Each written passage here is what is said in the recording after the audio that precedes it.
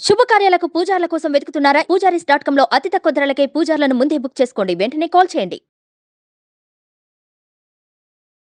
హస్తాంఘ్రి నిక్వణిత కంకణ కింకిణీకం మధ్యే నితంబమవలంబిత హేమసూత్రం ముక్తాకలాపముకుళీకృత కాకపక్షం వందామహే వ్రజచరం వసుదేవ భాగ్యం. భాగవత కథాసుధ తరువాయి భాగానికి స్వాగతం. కువలయా పీడాన్ని సంహరించాడు కృష్ణుడు బలరామ ద్వితీయుడై. సంహరించిన తర్వాత ఏనుగు తాలూకు 2 దంతాల్ని పెరికి చెరోదంతాన్ని గదల్లాగా భుజానేసుకుని ఇద్దరు తమ వెనకాలన్న బంధుజనము గోపబాలుడితోటి కలిసి మల్ల యుద్ధం జరుగుతున్న రంగభూమిని ప్రవేశించారు. ఆ లోపలికి వెళ్ళారు. వెళ్ళేసరికల్లా ఎట్లా కనపడుతోందంటే మొహాలు వీళ్ళు ఇంతసేపు యుద్ధం చేశారు కాదు, చెమట పట్టిందట. మొహం మీద ముత్యాల్లాగా మెరుస్తున్న చెమట, రకరకాల ఆభరణాలు. అది చూస్తుంటే ఎలా ఉందంటే దేవతలకి మానవులకి కూడా హృదయంలో ఒక రకమైన ఆరాటం, ఉద్వేగం, భయంకరమైన ఆడంబరంతో కలవరపడిపోతున్నారట వాళ్ళంతా. మల్లె మధ్య రంగంలో లోపలికి ఆ రంగంలోకి ప్రవేశిస్తే బలరామ ద్వితీయుడుగా ఉన్నటువంటి మధుసూదనుడైన కృష్ణుడు రౌద్రంగా కనపడుతున్నాడు. మల్లురు అమ్మో వీడు చండ ప్రచండుడురా అనిపించేస్తున్నాడు మల్లురకి. అక్కడి నుంచి అద్భుత రసం, అసలు హేళగా చంపేశాడు ఏనుగుని, ఇంత బాలుడని, కాబోయే ప్రభువు ఇతడు మన ప్రభు అని ప్రజలు భావించారట. అసలు ఎంత సొగసుగా ఉన్నాడో అని మన్మధుడిలాగా ఉన్నాడు అనుకున్నారట చుట్టూతా ఉన్న స్త్రీలంతా. అక్కడి నుంచి భయానక రసంతో కంసుడికి నా మృత్యువు వీడే వచ్చేశాడు నా దగ్గరికి అని అనిపించేలాగా కనిపించాడు. భీభత్స రసంతో, భీభత్సం ఏమిటి, ఒక ఏనుగుని తొక్కి చంపి దాని నెత్తురుతోటి పాదాలు చేతులు అంటుకుపోయి భీభత్సంగా కనిపిస్తుంటే మూర్ఖులు అనుకుంటున్నట్ట, బాబోయ్ వీడేమిట్రా, ఏదో చక్కగా అలంకరించుకుని ఊరు తుడ్డానికి వచ్చిన పిల్లాడు ఈ ఒళ్ళంతా నెత్తురేమిటి, ఈ ఏనుగుని చంపుడేమిట్రా దేవుడా అని వాళ్ళ కొంతమందికి అట్లా అనిపిస్తోంది. అక్కడి నుంచి కరుణ రసంతో ఇంత కష్టపడుతున్నాడు నా పిల్లవాడని తండ్రికి వసుదేవుడికి ఎంతో ప్రేమగా అనిపించింది. చిన్న పిల్లాడు హాయిగా విహరించడానికి వచ్చి ఈ అనవసరమైన ఇలాంటి ధనుజకాండలకి, ఈ దుర్మార్గుల తాలూకు ఆవేశాలకి వాటికి దొరికిపోయాడే నా పిల్లాడని ఆయన చాలా దుఃఖపడుతూ కరుణతోటి జాలిగా చూసుకుంటున్నాడు తన కొడుక్కేసి. ఆయన దగ్గర ఉన్న వీర ప్రతాపం చూసి చుట్టుపక్కల ఉన్నటువంటి దుర్మార్గులందరికీ ద్వేషాన్ని కలిగించాడు. ఎలాగైనా వీడిని కొట్టేయాలనుకుంటున్నారు వాళ్ళు.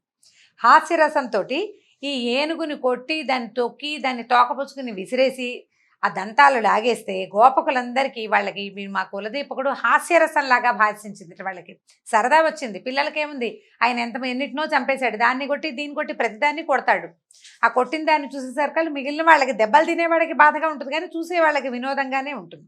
ప్రేమరసంతో చుట్టాలకి భగవంతుడుగాను, శాంతరసంతో యోగిజనులకు పరబ్రహ్మస్వరూపంగా నవరసాలు భాషించేలాగా ప్రచండమైన సౌందర్య స్వరూపంతో కనపడుతున్నాడట. లోపలికి వచ్చేసరికల్లా ఆ సమయంలో ఇతను కంసుడు వెనక్కి దీర్ఘంగా చూస్తున్నాడు. చచ్చిపడి ఉన్న నడగొండ లాంటి కువలయా పీడాన్ని అక్కడి నుంచి నడిచొస్తున్నారు ఇద్దరు. ఎట్లా ఉన్నారు, ఒక తెల్లగా మెరిసిపోతున్నట్టు బంగారపు రంగులో మెరిసిపోతూ నల్లటి బట్ట కట్టుకున్నవాడు ఒకడు, నల్లగా మెరిసిపోతూ పచ్చటి బట్ట కట్టుకున్నవాడు ఒకడు. ఆ 2 స్వరూపాలని చూసేసరికల్లా కంసుడికి బెదురు అదురు వచ్చేసింది లోపల.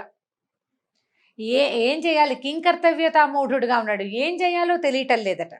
అయితే ఎట్లా ఉన్నారు వీళ్ళు చూడ్డానికి, చక్కగా ధైర్యంగా సాహసంగా కనపడుతున్నారు. వస్త్రాలు పువ్వుల దండలు మంచి మంచివి చక్కగా ధరించి మంచి నగలు వేసుకుని అందంగానూ కనపడుతున్నారు. ప్రతి వాళ్ళకి ఆనందం కలిగించేలాగా కనపడుతుంటే ఆ చుట్టూతా ఎవరైతే ఈ మల్ల యుద్ధానికి చేరారో అంటే ప్రజలందరూ ఎవరి మరణాన్ని చూస్తారని భావించి కంసుడు ఇలా పెద్దగా రంగస్థలాన్ని ఏర్పరిచాడో అక్కడ చేరిన జనమంతా కళ్ళకి తనివి తీరా, ఆ కళ్ళకి పూర్తి సార్థకత లభించేంత ఆనందంగా ఈ రాజకుమారులు ఇద్దరిని, గోపకుమారులు ఇద్దరిని చూస్తూ ఉండిపోయారట. ఎట్లా ఉన్నారంటే ఒక్కొక్కళ్ళైతే ముట్టుకుని కావలించేసుకునేలాగా కనపడుతున్నారు, దగ్గరకు వచ్చేసి మీద పడి హగ్ చేసుకునేలాగా ఉన్నారనమాట. ప్రతి వాళ్ళు ఆనందం పట్టలేకుండా ఉన్నారు. ఏమనుకున్నారంటే విష్ణువు తన తేజో విలాసంతో ఈ భూమిని కాపాడడం కోసం వసుదేవుడి ఇంట్లో పుట్టాడు. బ్రహ్మస్వరూపుడు ఇతను, ఈయనతో ఉన్నవాడు బ్రహ్మస్వరూపుడు, ఇద్దరు బ్రహ్మస్వరూపుడు. వీళ్ళని చిన్నపిల్లలు అనుకోవడానికి వీల్లేదు. భగవంతుడు పసిబాలకుడైతే ఏమిటి, ఆయన తేజో విలాసం శక్తి ఎక్కడికి వెళ్ళిపోతాయి, బ్రహ్మస్వరూపుడు ఇతను అని భావిస్తున్నారు. అట్లా చూస్తూ ఉండిపోయారు ప్రతి వాళ్ళు. ఎంత అందంగా ఉన్నాడో ఇవాళంతా చెప్పుకుంటున్నారట. ఎట్లా ఉన్నాడో చూడు, ఒక మంగళకరమైన అవయవ సౌష్ఠవం, నడిలాల లాంటి కళ్ళు, అంటే తామరాల లాంటి కళ్ళు, గొప్ప తేజస్సు, దిగ్గజేంద్రంలాగా ఉన్నట్టు. అంటే ఈ మనం అష్టదిగ్గజాల సంగతి చెప్తాం. 8 ఏనుగులు భూమిని పైకి పట్టి ఆపుతాయట, నీళ్ళలో సముద్రంలో పడిపోకుండా. ఆ వాటితో సమానంగా ఉన్నాడు, ఏనుగులాగా ఉన్నాడంటే ఏనుగు అనగానే అదేదో పెద్ద ఆకారంగా ఊహించుకోకూడదు, గాంభీర్యానికి చెప్తారు ఏనుగుని. ఎంత చక్కటి నడక! లక్ష్మీదేవికి పతి అయిన వాడు పూతనని చంపాడు, సుడిగాలిని ఆయన సుత తృణావర్తుడిని సంహరించాడని బాల్యం నుంచి ఆయన చేసిన చేష్టలన్నింటినీ లైన్ లిస్టుగా చదువుకుంటున్నారు. చదువుకుని మెల్లిగా ఆ లిస్ట్ అంతా అయ్యాక, ఇతడు బాలుడు కాదు, మానవుడు కాదు, మానవుల కోర్కెలు ఈడేర్చటానికి వసుదేవుని కులంలో పుట్టిన భగవంతుడే తప్పిస్తే మరొకడు కాదని నిర్ధారించుకున్నారు. ఈ విధంగా ప్రజలంతా చూస్తుండగా చాణూరుడు అన్నాడు, ముష్టికుడు చాణూరుడు అని ఇద్దరు మల్లయోధులు ఉన్నారని చెప్పాం కదా. అక్కడి నుంచి ఏమన్నారు, బాబు ఏమిటి మీరు అడవిలో గొల్ల పిల్లలతోటి కలిసి ఆవుల్ని మేపుకుంటూ బాగా మంచి యుద్ధం పటిమ వచ్చిందని, మీకు పోరాట పటిమ ఉందని మేము విన్నాము, అందుకే మా మహారాజు మిమ్మల్ని యుద్ధ క్రీడకి పిలిచాడు. పద, ఇప్పుడు మనం వీళ్ళందరూ చూస్తుండగా మనం విద్యలు ప్రదర్శిద్దాం.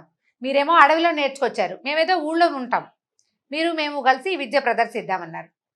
నువ్వు బాగా అని ఇంకా అడుగుతున్నాడు అనమాట. నీకు బలం ఉందా, నీకు అది వచ్చా, నీకు ఇది వచ్చా అని ఒక్కొక్కటి అడుగుతున్నాడు అనమాట. నీకేం కావాలి, పాలు తాగుతావా బలం రావడానికి? అంటే ఇప్పుడు యుద్ధం చేయాల్సిన వాడు ముందు బలానికి ఏదైనా తీసుకోవాలి కదా. నీకేం కావాలి, అది కావాలా, ఇది కావాలా, నీకు తెలుసా, దీని పేరేంటో తెలుసా అని ముద్రలు చూపిస్తున్నాడు అనమాట. ఇప్పుడు మనం ఇలాంటి విద్యలు ఎందుకు నేర్చుకుంటామని వాడు మాట్లాడుతున్నాడు. అంటే నోరు విసిరేసుకోవటం అనమాట ఇదంతా. మామూలుగా ఏదైనా మల్ల విద్యలు అవి ఎందుకు నేర్చుకుంటాం, ప్రజలు చూసి ఆనందించడానికి. మనం ఒకళ్ళమే ఆనందించాం, ఏదో యుద్ధం నేర్చుకున్నాము, కత్తిసాము కర్రసాము అవన్నీ కూడాను మనమే నేర్చుకుని ఆనందించాం. అది ప్రజలు చూసి ఆనందించడం కోసం నేర్చుకునే విద్యలు. కాబట్టి మనం మల్ల యుద్ధంతో కాలక్షేపం చేద్దాం, రండి రండి అన్నాడు. అనేసరికల్లా కృష్ణుడు అన్నాడు, మాకు తెలియవు, సాములు తెలియవు, మేము చిన్నపిల్లలం, సత్తు ఉంది, మాకు బలం ఉంది, నాకు అది ఉంది ఇది ఉంది అని కూడా మేము చెప్పలేం. మీరేమో మల్ల యుద్ధంలో నిష్ణాతులు, మీ కండలు అవి చూస్తే కనపడుతోంది, వజ్రాయుధంలాగా ఉన్నారు, ఇంత కర్కశమైన దేహాలు, ఇంకా మీతో మేమెట్లా చేస్తాం, మీతో మేమెట్లా యుద్ధం చేస్తాం, మేము చిన్నపిల్లలం కదా అన్నాడు. పైగా మీ రాజుగారికి వినోదం కలిగించే వాళ్ళం కాదు మేము. రాజుకి వినోదం ఎవరు కలిగిస్తారు, రాజు యొక్క పోషణలో ఉన్నవాళ్ళు రాజుకు వినోదం కలిగిస్తారు. మమ్మల్ని రాజు పోషించటల్లా, మేము పశుపాలకులం, మాకు రాజు పోషణ లేదు. కానీ పోరాటాలకి మీరు ఆహ్వానిస్తుంటే, కానీ మీరు రండి రండి అంటుంటే కాదని ఒకేసారిగా ఎలా అంటాము? అయితే సరే, ఒక పని చేద్దాం, నీతో నేను, ముష్టికుడితో మా అన్న బలరాముడు ఉత్సాహంగా పెనుగులాడదాం. నువ్వు పిలిచావు కాబట్టి, నిజానికి మేము ఈ పని చేసే వాళ్ళం కాదు, మాకు రాదు కూడా, కానీ నువ్వు పిలిచావు కాబట్టి, ఇక్కడ రాజు కూడా ఉన్నాడు కాబట్టి మన ఇద్దరం కలిసి యుద్ధం చేద్దాం. ముష్టికుడితోటి మా అన్నయ్య బలరాముడు పోటీ పడతాడు, వీళ్ళందరికీ ఆనందం కలిగిద్దాం. అంటే ఇది కొట్టుకు చచ్చిపోదాం అంటల్లా, కొట్టుకుని సంతోష పెడదాం మిగిలిన జనాలు, అంటే సరదాగా చేద్దామని చెప్తున్నాడు. అయితే చాణూరుడు అన్నాడు, ఓరిని, నాతో పెనుగులాడేందుకు నువ్వెంత వాడివి, నువ్వు నాకు సమానుడు అవుతావా, నువ్వు చూస్తే పిచ్చుకలాగా ఇంతున్నావు, నేను చాలా ప్రసిద్ధుణ్ణి, నీకు ఇలాంటి గొప్పతనం ఉందా, ఈ రాచవీధిలో పోరాటం అంటే కుప్పిగంతులు వేయడం కాదు, బాగా ఆలోచించుకోమన్నాడు. అనేసరికల్లా పైగా ఈ చాణూరుడు ఎలాంటి వాడు బ్రహ్మదేవుడిని ఈశ్వరుణ్ణి మెచ్చుకోడు, అంటే దేవుడు అంటే కూడా లెక్క లేదనమాట, వాడి బలం మీదే వాడికి నమ్మకం. బ్రహ్మదేవుణ్ణి లెక్క చేయడు, విశ్వక్సేనుడిని ఎక్కిరిస్తాడు, తాన సాటి రాడని వాయుదేవుణ్ణి కూడా యుద్ధానికి పిలవడు, అంత బలం కలిగినవాడు, మహాబలం, బలశాలిని నేను.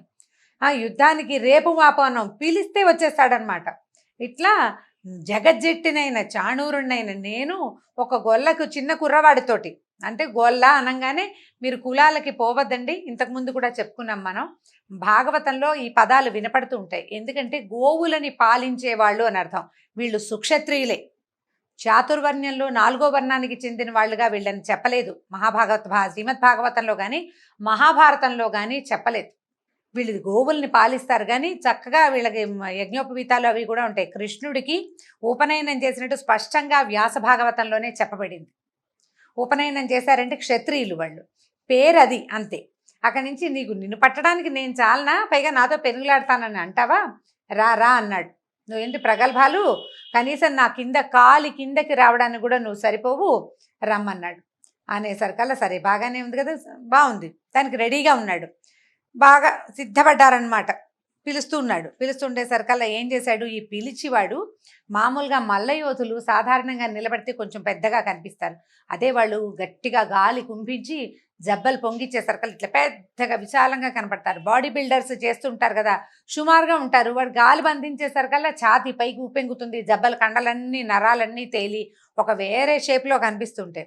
ఒక్కసారి శరీరాన్ని కుంభించట, గట్టిగా పలికి గట్టిగా గాలి లోపల తీసుకుని భుజాలు చేతులు విదిలిస్తే ఎలా ఉన్నాడంటే భయమేసేలాగా ఉన్నట్టండి. ఎంత భయం వేస్తుందంటే ప్రళయకాలంలో యమధర్మరాజు కోరల్లాగా ప్రకాశిస్తున్నాడు. అతని కోర మీసాలట, అక్కడి నుంచి పొడుగు దిగ్గజాల తొండాలకు సమానమైన చేతులుట. వాడిని చూస్తేనే ప్రజలు అమ్మ బాబోయ్ వణికిపోతున్నారు వాళ్ళంతా. వీడు ఇంత కండల వీరుడు, ఈ పసిబాలుడు ఏం చేస్తాడు ఆ వీడితోటి అని పైకి అట్లా అనిపిస్తుంది, మళ్ళీ లోపల అనిపిస్తుంది వాడి బలం ఏమిటి, వాడిది ఒక బలమా, అసలు ఆ బలం ఎవడిచ్చాడు వీడికి, ఆ బలం ఎవడైతే వీడికి ఇచ్చాడో ఆ బలిమి ఇచ్చిన దేవుడే ఎదురుగుండా నిలబడితే తెలుసుకోకుండా మృత్యువుని కావలించుకోవడానికి వెళ్తున్న వాడిలాగా ఈ చాణూరుడు ఇట్లా వెళ్తున్నాడు ఏమిటా అని లోపల భావిస్తున్నారు జనమంతా. చూడలేకపోతున్నారు. వాళ్ళకి ఎట్లా ఉందంటే ఓ పక్కన బెంగగా ఉంది, అయ్యో పిల్లాడే అనిపించేస్తోంది, రెండో పక్కన లోపల ఏమనిపిస్తోంది, వీడు పిల్లవాడు కాదు పిడుగు భగవంతుడు, వాడి పీచ వండుస్తాడని భావిస్తున్నారు. అక్కడి నుంచి మిక్కిలి పూనికతోటి ఇలా రెడీగా వచ్చేసాడనమాట. ఏం చేశాడు, ఈయన కూడా భుజాలు అప్పలిచ్చాడు కృష్ణుడు కూడా. అంటే భుజము అప్పలించడం అంటే గట్టిగా గాలి పీల్చి చేతులు బిగించాడనమాట. బిగించి పెద్దగా సింహనాదం చేసేట. ఆ సింహనాదానికి ఎట్లాంటి శబ్దం అంటే మామూలుగా లేదు, మొత్తం రంగస్థలం అంతా అదిరిపోయిందట. జట్టి మీదకి ఉరికాడు, అతని మీదకి, ఈ ఎవరి అవతల వాడు చాణూరుడి మీదకి ఉరికేసరికల్లా ఎట్లా ఉందంటే ఏనుగుతో సింహంతో కొండతోటి ఢీకొంటున్నట్లుగా ఉంది. రెండు కార్చిచ్చులు తమ జ్వాలలతోటి రెండు కార్చిచ్చులు కలిసి కొట్టుకుంటున్నట్టుగా కనపడుతుందట. మహామేఘాలు తమ మీద పరస్పరం పిడుగులు విసురుకుంటున్నట్టుగా చేతులు ఒకళ్ళ మీద ఒకళ్ళు విసిరేస్తున్నారు. ఇక హరి ఇంతలో ఏం చేశాడు, ఇంకా అట్లా తిరిగారు. ఒక 5-10 నిమిషాలు వినోదంగానే ఉంది, ఏదో వేడుకగా జరుగుతుంది. అంతలో విజృంభించి ఏం చేశాడు, జట్టిని మెట్టి గట్టిగా లాగి నేలకి లాగేసేట. అయితే నేలకి లాగిన వాడు మళ్ళీ లేచాడు. వాడు కింద పడ్డవాడు, రాక్షసులు కూడా కింద పడ్డాడో వాడు ఇంకా విజృంభించి వస్తాడు, వీళ్ళు కూడా అంతే. ఈ పడినవాడు మళ్ళీ విజృంభించి పైకి లేచాడు. పైకి లేచి ఇంకా పోరాడారు, కొట్టుకున్నారు విపరీతంగా. ఇంతలో ఏమైంది, బలరామ సోదరుడి మన కృష్ణుడు ఏం చేశాడంటే మోకాళ్ళతోటి కొట్టేశాడు. రకరకాల బంధాలు ఉంటాయండి ఈ ముష్టి యుద్ధంలోనూ. తర్వాత ఈ మల్ల యుద్ధంలో బంధనం అంటే ఒకళ్ళనొకళ్ళు పెన వేసుకుని పట్టుకుంటారు, ఆ పట్టిన పట్టులోంచి విడవలేకపోతారనమాట. అందులో కరవడం అనే పట్టు ఒకటి ఉందిట. పట్టితే అప్పుడు మల్లుడు అన్నట్టు, అబ్బో డింభకుడివి నువ్వు, చిన్నపిల్లాడివైనా బాగా పట్టావు, గట్టిగా పట్టావన్నట్ట. పట్టి తోసేశాడు. ఇక ఎన్ని రకాలదో మల్ల యుద్ధ విద్యాభ్యాసం ఉన్న వాళ్ళంతా ఆయన పొగుడుతున్నారు. కొంతమంది శభాష్ అంటారు చాణూరుడిని, ఇంకొంతమంది కృష్ణుడిని శభాష్ అంటారు. జనం ఏంటంటే ఈ జరిగేది మొట్టమొదటి ఏమనిపించింది, బాలుడు మల్లుడు వీళ్ళిద్దరి యుద్ధం ఏమిటి అనిపించింది. కానీ క్రమంగా ఏమైందంటే మల్లుడికి ధీటుగా కనపడుతున్నాడు రెండో పిల్లవాడు కూడా, కుర్రాడైనా కూడా ఇతను కనిపిస్తున్నాడు. దాంతో ఆటలోకి నిమగ్నమైపోయారు ప్రేక్షకులంతా. ఏ పట్టు లాగు, పడే లాగాలి, ఎట్లాగే అంతే అలా మాట్లాడుతున్నారు. అంటే ఆటలో ఇమ్మర్స్ అయిపోయింది మొత్తం ప్రేక్షక లోకం అంతా. వాళ్ళకి అప్పటిదాకా ఉన్న పిల్లవాడన్న భావన పోయింది. వాడు పిల్లవాడు కాదు అక్కడ ఉన్నవాడు. ఆ మల్లుడు ఎంతున్నాడో వాడికి ధీటైన వాడే రెండో వాడు కూడాను. ఉత్సాహంగా ఆటలోకి జొరబడిపోయారు. ఈ జొరబడగా కొట్టుకున్నారు. చివరికి ఏం చేశాడు, లాగి నేల మీదకి తోసేశాడు. తోసిన తర్వాత ఒక్క ఎగురు పైకి ఎగిరి, అది ఎట్లా ఉందంటే పంచ ఎగిరినట్టుగా కనపడుతుంది. అతను పసుపచ్చటి బట్ట కట్టుకున్నాడు, మనిషి ఎగిరినట్టు తెలియలేదట. మనిషి కుంభిస్తున్నట్టు పైకి ఎగురుతున్నట్టుగా తోచలేదు. ఒక్కసారి కిందకి దూకి మోకాలుతోటి అతని హృదయ భాగం మీద నొక్కేశాడు. ఎప్పుడైతే కృష్ణుడి పాదము మోకాలు తగిలినాయో ఇక ఊపిరాడలేదు చాణూరుడికి. పిచ్చి కేక పెట్టాడట. ఎంత కేకంటే మామూలుగా లేదు. ఇంతలో ఇక్కడ ఈ ముష్టికుడు బలరాముడు ఇందుకు తీసిపోతగా ఏమీ లేరు. వాళ్ళు అంతకంటే బలరాముడు కృష్ణుడి కంటే బలశాలిగా కనపడతాడు. కృష్ణుడు ఒక్క రవ్వ నాజుగ్గా కనిపిస్తాడు చూడ్డానికి. చిన్నపిల్లవాడు కాదు, అన్నా తమ్ముడికి చిన్న తేడా ఉంటుంది. అయినా కూడా కృష్ణుడు బలశాలిగా ఇప్పుడు కనపడుతున్నాడు. ఇంతకుముందు ఈ ముష్టికుడు చాణూరుడు ఎంతవాడో ముష్టికుడు కూడా అంతవాడే. పైగా వాడు చాణూరుడు మాటలవాడు, పుష్టికుడికి మాటలేం లేవు, చేతలే అన్ని, యుద్ధమే అతని పని. ఈ ఎదురుగుండా ఉన్నవాడు బాలుడని కానీ ఇంకోటని కానీ లేదు, వీళ్ళు రాక్షసాంతకులు, వీళ్ళని అంతం చేయాలి, అదే పాయింట్. అక్కడి నుంచి వాళ్ళిద్దరూ కూడా ఇలాగే ఒకళ్ళనొకళ్ళు పట్టుకుంటూ రెండు మబ్బులు, రెండు మేఘాలు ఒకదాన్నొకటి తోసుకుంటున్నట్టుగా, రెండు ఏనుగులు ఒకే ఒకదానితో ఒకటి యుద్ధం చేస్తున్నట్టుగా భాషించేలాగా విపరీతమైన యుద్ధం జరిగింది. ప్రజలంతా లోపల లోపల అంటే ఆటలోకి, ఆ క్రీడలోకి, అంటే ఇది సాహస క్రీడలు కదా, మల్ల యుద్ధాలు, తర్వాత ఈ రెజ్లింగ్ పోటీలు లాంటివి చూస్తే ఏంటంటే దానికి ఒక ప్రత్యేకమైన గుండెకాయ కావాలి. ఏదో పాటలు పద్యాలు కాదు కదా, ఒకళ్ళనొకళ్ళు హింసించుకోవటం. ఎవడు ఏ క్షణాన పట్టుదప్పి మరణిస్తాడో ఏమవుతాడో తెలియదు. నిజానికి చంపటం క్రీడలో భాగం కాదు, కాకపోతే చాలా గట్టి దెబ్బలు తగులుతాయి, మొహాలు వాచిపోతాయి, దెబ్బలు కందిపోతాయి, మనుషులు మూలుగుతూ ఉంటారు, నేల మీదకి పడిపోతారు. అంత కొండలాగా ఉన్నవాడు ఎగిరి ఢామ్మని నేల మీద పడేసరికి గుండె గుబేలమంటుంది, బక్క గుండెల వాళ్ళకి గుండె అయిపోతుంది భయానికి. ఈ ఆట చూడటం కూడా ఒక ప్రత్యేకమైన కళే. దానికి ఎలా అయిపోయారంటే, పువ్వుల్లాగా ఉన్న పిల్లలతోటి ఇట్లాగా వజ్రంలాగా, పర్వతాల్లాగా కఠోరంగా ఉన్న ఈ మల్లుడితోటి యుద్ధం చేయిస్తూ, ఏమిటి వీడు ఈ రాజు వినోదం చూస్తున్నాడు. ఎంత పిల్లలు తెలివిగా చేస్తున్నప్పటికీ యుద్ధం, ఇదేమి వినోదం? ఎక్కడైనా ఇలాంటి దుర్మార్గం విన్నావా? పిల్లలతోటి మల్లురికి యుద్ధం ఏమిటి, ఎక్కడా లేని విడ్డూరం అని వాళ్ళకి ఎట్లా ఉందంటే నిట్టూర్పులు విడిచేస్తున్నారు. అయ్యో అయ్యో మేము చూడలేమనుకుంటారు, కానీ చూడకుండా ఉండలేకపోతారు. పట్టు అంతే, పడే విసిరై అంటున్నారు.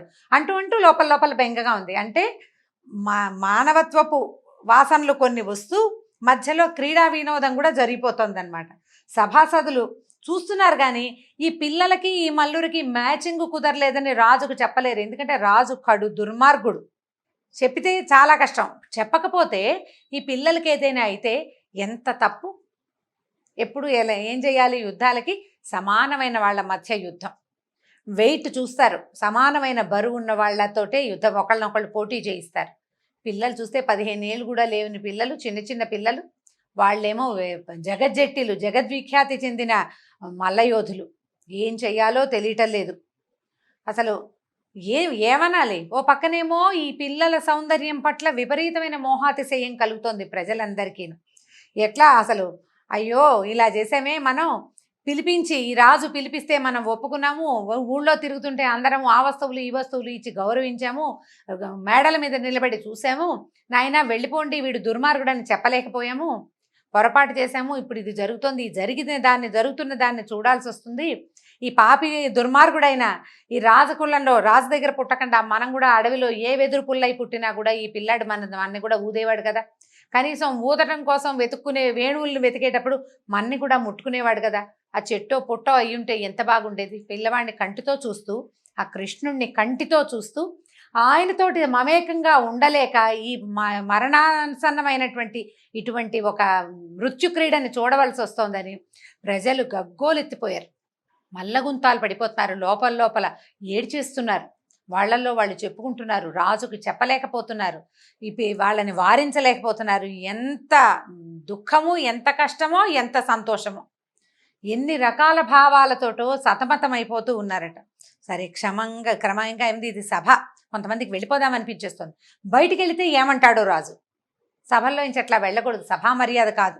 దాంతో ఇక ఏం చేయాలో తెలియక, సరే ఇంక చేసేదేముంది, వీళ్ళిద్దరిలో ఎవరో ఒకళ్ళు ఓడి ఒకళ్ళు గెలిస్తే న్యాయమో అన్యాయమో ఎవడో ఒకడు నుంచుంటాడు అక్కడ జడ్జి లాంటి వాడు అన్యాయంగా చెప్తే ఆ పాపం వాడికి తప్పదు. కాకపోతే ఈ సందట్లో పిల్లలకి ఏదైనా అయితే అని అనిపిస్తుంది అనమాట. ఈ విధంగా ఎంత బాధపడిపోయారంటే, మహాబాధపడుతుండగా ఇంతలో ఏమైంది, వీళ్ళంతా లోపల కుందుకుట్లాడుకుంటున్నారనమాట. ఏం చేయాలో తెలియటం లేదు పాపం వాళ్ళకి. ఎలా ఉందంటే, గోవర్ధనగిరిని ఎత్తినటువంటి కృష్ణుడికి చాణూరుడు ధైర్యం చెడి లోబడిపోయాడు. చాలాసేపు ప్రతాపవంతంగా యుద్ధం చేశాడు చాణూరుడు. అతనికి తెలుస్తోంది ఈ సన్నగా నాజుగ్గా మెరిసిపోతూ చక్కగా బట్టలు నగలు వేసుకుని ధరించిన పిల్లాడు వీడు పిల్లవాడు కాదని, వీడిలో ఒక ప్రచండమైన శక్తి ఉందని, తన వల్ల కావటం లేదని తెలిసిపోయింది. మొదట కాసేపు పోటీ ఇచ్చాక క్రమంగా చల్లబడిపోయాడు. ఈ చల్లబడి ఎట్లా అయ్యాడు, చివరికి అయినా కూడా ఒక దెబ్బ, అంటే ట్రై చేయాలి కదా చివరి దాకా, ఈ ట్రై చేస్తూ ఒక దెబ్బ కొట్టాడు, ఈ దెబ్బ కొట్టడానికి ట్రై చేశాడు. ఏం చేసినా సరే వీడు దెబ్బలు కొడుతుంటే ఎలా ఉందంటే ఏనుగు మీద పూలదండేసినట్టుగా ఉంది కృష్ణుడి మీద ఇతను కొట్టే దెబ్బలు. పువ్వులు పెట్టి ఓ పెద్ద దండ మాత్రం విసిరితే ఏనుగుకి ఏం తగులుతుంది? కృష్ణుడికి ఒక్క దెబ్బ కూడా తగలటల్లా. అతను విసిరే క్రమంగా మెడ పట్టుకుని ఏం చేశాడు? చేతులు పట్టుకున్నాడు. మొదట గీర గీర తిప్పి అతని కృష్ణుడికి చాలా క్రియల్లో ఇదే కనిపిస్తుంది. ఆవు దూడల్ని 2 కాళ్ళు ఎత్తి నేలకేసి కొడతాడు, గాడిదల్ని కాళ్ళేసి కొట్టేస్తాడు, ఏనుగును కూడా తోక పట్టుకుని పడేసేసాడు, విసిరేసాడు కిందకి. అట్లా ఏం చేశాడు? చేతులు పుచ్చుకుని గీర గీర గీర తిప్పేసేసాడు. తిప్పి నేలకేసి కొట్టేశాడు. ఈ కింద పడిపోగానే నోట్లోంచి నెత్తురు కారుతూ చాణూరుడు మరణించాడట. అక్కడి నుంచి అందరూ ఆహా శభాష్ శభాష్ అంటూ ఉండగా ఈ బలరాముడు కూడా ముష్టికుణ్ణి అలాగే 2 చేతులు, బాగుంది ఈ ఐడియా, ఈయన కూడా అదే వచ్చు, మెడ చుట్టూతా కాళ్ళేసి నలిపి చంపేయటం వచ్చు బలరాముడికి, చేతులు పుచ్చుకుని విసిరేయటం అతనికి వచ్చు. తమ్ముడు ఏం చేశాడో చూసి ఈయన కూడా ఏం చేశాడు? ఆ ముష్టికుణ్ణి 2 చేతులు పుచ్చుకుని గీర గీర గీర తిప్పుతుంటే వణికిపోయారట ప్రజలు. ఆ తిప్పుతున్న వాడు మనిషిలాగా పిల్లవాడిలాగా కనిపించలా, భయం వేసేసిందనమాట. అక్కడి నుంచి ఏం చేశాడు? పడేసి కింద కొట్టేశారు కల్లా. చాణూరుడు ముష్టికుడు కింద పడిపోగానే రెడీగా ఉన్నారు కంసుడి సేన. ఏదైనా తేడా వస్తే ఈ పిల్లల్ని అణిచేయాలి అని భయం వేసింది వాళ్ళకి, భయపడిపోయారనమాట, ఏదో జరిగిపోతోందని. ఈ తగిలేశారు కల్లా ఇక మహావృక్షం కింద పడ్డట్టుగా ముష్టికుడు కింద పడిపోయాడు.